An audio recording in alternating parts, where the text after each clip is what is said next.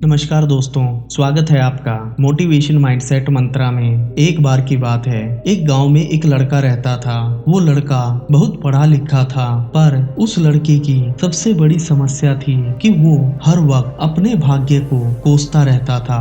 वो जब भी किसी खुश इंसान को देखता, तभी अपनी किस्मत और अपने भाग्य को कोसना शुरू कर देता था। उसे लगता था कि जीवन में उससे ज्यादा दुखी कोई नहीं है। एक दिन वो लड़का नदी के किनारे बैठकर आसमान की तरफ देखकर बोल रहा था, हे भगवान, तुमने मुझे इंसान क्यों बनाया? इंसान के जीवन में तो दुख ही दुख होते हैं। उसे पूरा जीवन कितनी परेशानियों का सामना करना पड़ता है। काश तुमने मेरे भाग्य को अच्छा बनाया होता और मुझे एक पक्षी बनाया होता, तो मैं इंसान से ज्यादा खुश उस पक्षी के रूप में होता। वहीं पर एक भिक्षुक भ्रमण करके आए थे और पेड़ की छांव में बैठकर आराम कर रहे थे। भिक्षुक उस लड़के की सारी बातें बड़े ध्यान से सुन रहे थे। तभी भिक्षुक ने उस लड़के को अपने पास बुलाया और उससे पूछा, बेटा, तुम अपने भाग्य को क्यों कोस रहे हो?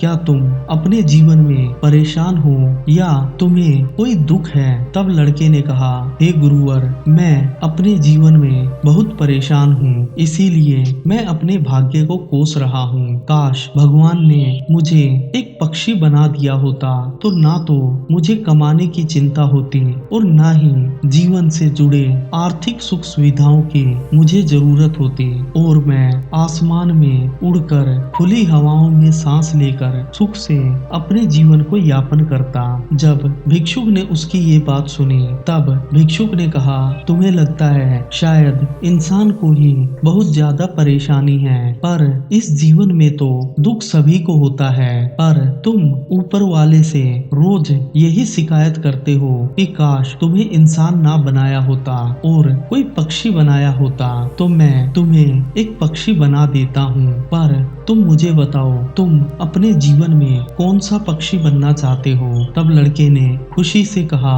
गुरुवर, मुझे बाज बना दीजिए। तब भिक्षुक ने कहा, देखो, मैं तुम्हें बाज तो बना सकता हूँ, पर उससे पहले तुम्हें ये सुनिश्चित करना होगा क्या बाज वाकई में ही अपने जीवन में सुखी है। अन्यथा मैं तुम्हें एक बार बाज बना सकता हूँ, पर दोबारा इंसान नहीं। तुम जाओ और सामने पहाड़ की चोटी पर एक वृद्ध बाज रहता है, उससे पूछ कर आओ कि वो अपने जीवन में सुखी है या नहीं। लड़का खुशी के मारे पहाड़ की चोटी की तरफ दौड़ते हुए बाज के पास पहुंचा और बाज को जाकर सारी व्यथा वृतांत पूर्वक सुनाई और कहा, आप मुझे बताइए कि आप इस दुनिया में कितने सुखी हैं, ताकि मैं उस भिक्षुक को ये बात बता सकूं और वो मुझे एक बाज बना दे। तब बाज बोला, तुम्हें लगता है कि मुझे जीवन में बहुत सुख है और आसमान की खुली हवाओं में उड़ते हुए मैं अपने जीवन का आनंद ले रहा हूँ, पर एक बाज का जीवन बहुत ही कठिन होता है।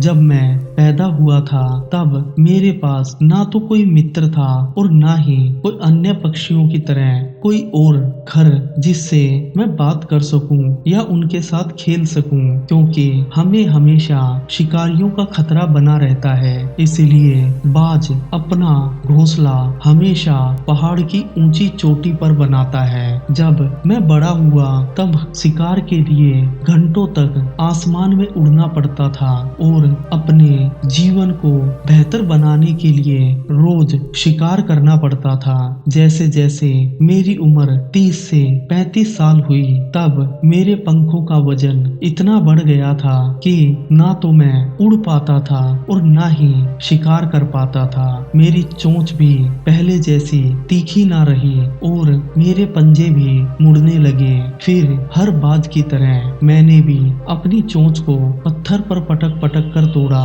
और अपने पंखों को अपनी ही चोंच से उखाड़ फेंका। अपने पंजों को जमीन पर रगड़ रगड़ कर तोड़ा, उस दर्द की कल्पना भी करने से तुम्हारी रूह कांप जाएगी।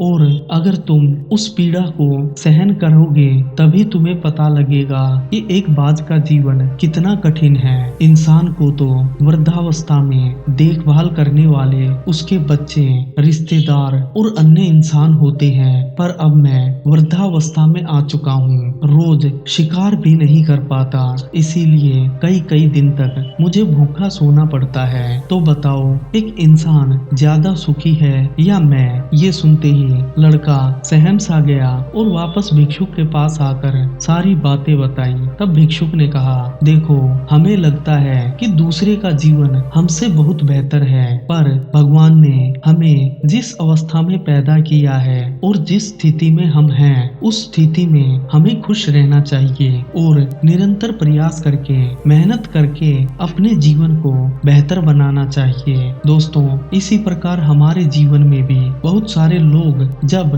किसी सुखी इंसान को देखते हैं तब उन्हें लगता है कि उनका जीवन बहुत ही संघर्षों से भरा है, पर दूसरे के जीवन के बारे में ना हम जान सकते हैं ना ही समझ सकते हैं। हो सकता है सामने वाले इंसान को तुमसे ज्यादा बड़ा दुख हो, पर वो खुश रहने का दिखावा कर रहा हो। तुम्हें भगवान ने जिस अवस्था में बनाया है, तुम जैसे आज हो उस अवस्था में रहते हुए निरंतर मेहनत और प्रयास करते हुए तुम्हें अपने जीवन को बदलना चाहिए, ना कि अपने भाग्य को कोसना चाहिए। दोस्तों, अगर कहानी अच्छी लगी है तो कहानी को लाइक करें, शेयर करें और अगर चैनल पर नए हैं तो चैनल को अपना प्यार दिखाते हुए सब्सक्राइब करें। जय हिंद दोस्तों।